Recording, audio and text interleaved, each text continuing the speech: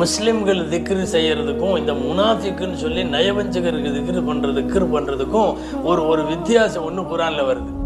முஸ்லிம்களை பற்றி இப்படி வருது என்னன்னா, எங்கே வந்தாலும் திக்ரன் கதீரன் வயாயுகல்லதீனா முனுதுகுருல்லாஹ திக்ரன் கதீரா, திக்ரு செய்யுங்க, அதிகமாக திக்ரு செய்யுங்க.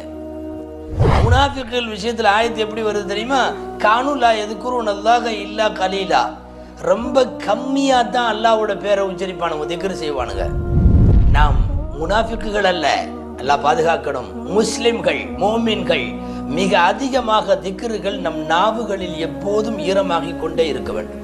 அபூ ஹுரைரா ரலியல்லாஹு அன்ஹு நபி ஸல்லல்லாஹு அலைஹி வஸல்லம் சொன்ன மாதிரி, உன் நாவு எப்போதும் அல்லாஹ்வின் திக்ரால் ஈரப்படுத்தப்பட்டு கொண்டே இருக்கட்டும்.